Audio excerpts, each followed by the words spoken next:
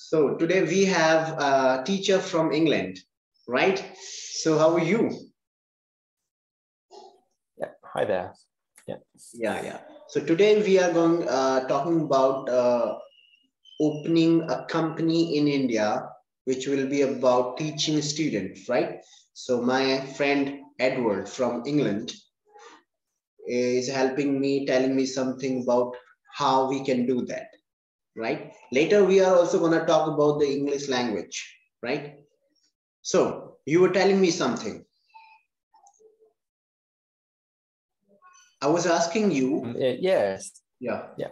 What games do you play with your students? Well, some of my younger students, we have a game where we spin a wheel, a virtual wheel on the courseware, and whatever picture the spinner lands on, they have to name it. There is another game we play, Snakes and Ladders, again including all of the vocabulary words, and those are the two most popular games that I use with my school. I also play some games. One of them is a continuing a story. I start a story and then I pass it on, and all the students, what they do, they just keep adding something relevant to the story, and that's how the story never ends, right? And the another game that I play with them is situation round. I give them a situation. Let's say you are in a shopping mall. Let's say you are in the park. So tell me what you have done and doing and do every day in the park. I'd get them to say what they can see and hear. Any games that they like to play in the park, who they go with, how long they go there for, how often they go there. The park is very versatile for games and questions. So, like you said, with children aged 5 to 10, you use flashcards, right? Yeah, and, I've got. With adults, you use what? With adults, sometimes I use pictures from the internet. With my private students, that is sometimes my warm up. I may have 2 or 3 pictures online from online, and to get them to describe them and talk about them, say a sentence or 2 about them. So I still use pictures with adults, obviously more advanced pictures. Yeah. If you have to teach an advanced student, so what and how would you teach if you had? Well, the courseware that we use for the advanced students is Cambridge Plus, and it is a textbook of topics and questions and missing words activities, which are really quite advanced. Sometimes I have to look at the book before class just to make sure that I know all the answers. Some of them can be really quite advanced, and the adults seem to enjoy that because it challenges them. I'm getting a feeling the partnership between you and I is going to be the best. I have this feeling, right? Yeah. So, see, what I tell my students when they ask me, sir, give me some tips on how I can improve my English. So I'm like, you should read every day. You should think in English. Second, and you should try to write some essays and whatever you every day did and will do, right? Your everyday, your past and future activities, and you should talk every day. So I give them these pieces of advice. So according to you, what pieces of advice would you, do you give your students? Not according you always, Yeah, usually. yeah, sure. With my adult students, I really tell them, try not to cancel any classes, because I say if you do it once, it becomes a lot easier to cancel the second class. And by the time you know it, you have cancelled classes for 2 or 3 weeks. And yeah, so you've really got to make it a habit, like brushing your teeth or going to work. It's something that must be scheduled in if they are serious about improving. Yeah. So do you also have, That's my main reason. debate competition? Do you also have debate competition among your students, like GD, group discussion, debates, and other activities, so they can improve more? Yeah, so I do sometimes with my adult classes. I sometimes ask them to take a side and to say, why their side or opinion is better or more relevant than the other side. The adults like doing that too. Okay, if they ask you, sir, my teacher, tell me how to speak on topics. For example, I'm given a topic. Let's say I'm given a topic, mobile or internet or galaxy universe. So how and what should I use to speak on this topic? Well, to speak on that topic, I would use any space related words. I would encourage them to talk about if they think there is life, in outer space or on other planets or galaxies. I'd ask them, what they think traveling to space would be like. Sometimes they don't have to know a lot of vocabulary words about a topic to answer general questions on it. I teach them a formula, a trick, in order for them to speak on any topic. It is IOT: identify, organize, and talk. If a student is given a topic by me or by somebody else, so I ask them to use this formula, which is really amazing and easy to use. IOT. So first identify your topic, then organize your thoughts, use WH questions, and then talk. Let's say your topic is mobile or maybe internet, social media. So first identify your topic. What is your topic? Social media. Use WH questions. Why we use it, how we use it, where do we use it, and who use it, right? And then talk.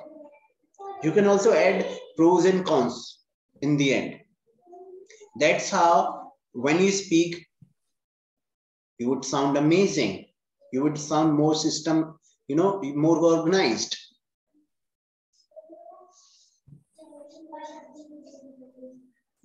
Right? So, that sounds a great, great thing to do. So tell me one thing. Do you also, sometimes feel nervous when going on a stage or before taking a class? I personally get nervous a lot. Yeah. For you, because you, especially if you are native speakers of English, you were born in England, right? So do you also get these feelings before doing such activities, or it is only I who feels? I definitely do get a little nervous before a first class, especially if it's with like a new student.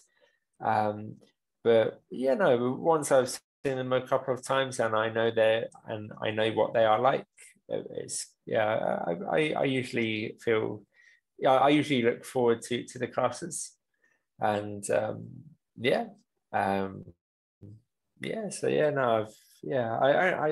don't get nervous so often.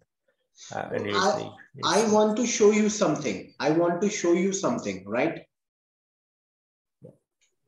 you know, do you what kind of English newspapers do you have in England?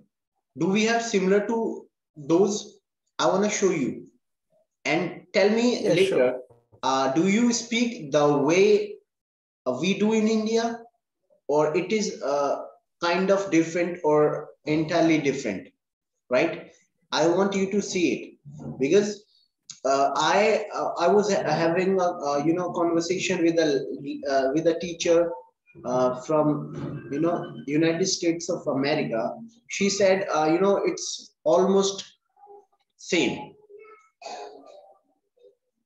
right? It is almost same for us, right? I'm gonna show you Yeah, sure. since you are from England, and it is like dream come true for me. I'm talking to you, right? And requesting you to read something, right? Yeah, sure. I will read the bit I can see because some You of it's know, do quite you see small. it? Oh yes. Yeah, yeah, I've got it. Mm. Okay, very good. I'll start from the top. The Union. Yeah, sure. Yeah.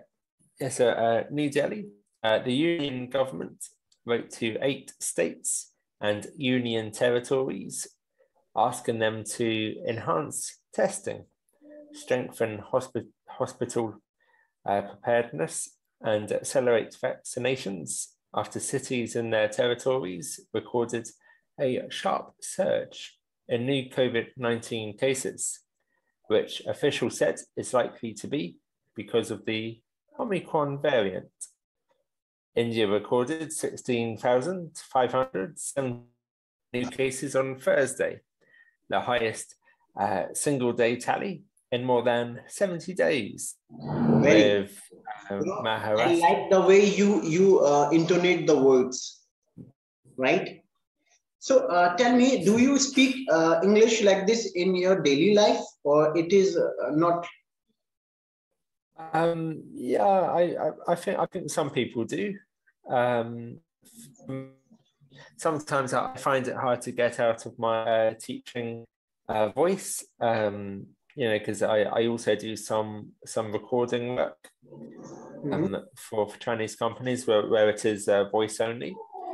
mhm. So yeah, you know, I have to make it, you know, flow nicely, and you know, sometimes I'll read before I record it, you know, just so I can make sense of the sentences and what they're trying to say.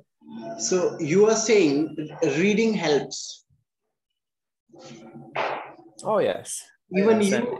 you read before you start reading. Sorry, recording before you start recording a video. Oh yes, I know. I always give it a quick, you know, glance through before I start recording, just because it saves time. Because if I start recording straight away, if I get to the final sentence and it's not correct or it's not as it should be, you you know, go off course, and then I have to just record it again anyway. So no, I always do a quick pre-read before So I have a recording. question. In the first para, since you have already read it, the union government wrote to 8 states and union territories asking them to enhance testing, strengthen hospital preparedness, and accelerate vaccination after cities in their territories recorded a sharp surge in new COVID-19 cases, which officials said is likely to be because of the Omicron variant. So there is this sentence asking them to enhance testing. This is, you know, a part of a sentence, right? Not a complete sentence. So what kind of sentence it is according to you? Asking them to enhance testing. Um, yes, you're right. I guess it's not a very complete sentence. It's a very long because there's only one full stop. at the end? I call it a participle, a result participle, right? There was an Yeah. explosion killing thousands of people, right? I got a message asking me to, rush to the company.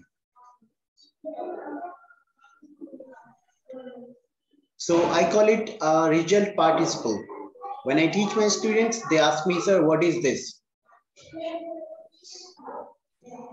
Yeah, certainly. Yeah, no, it really is quite Because I quite also long. teach my students how to read newspapers. We have various types of newspapers available in India, and I teach all of them, almost all of them.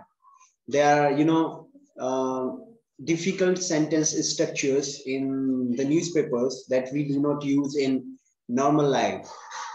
I mean, in day-to-day life.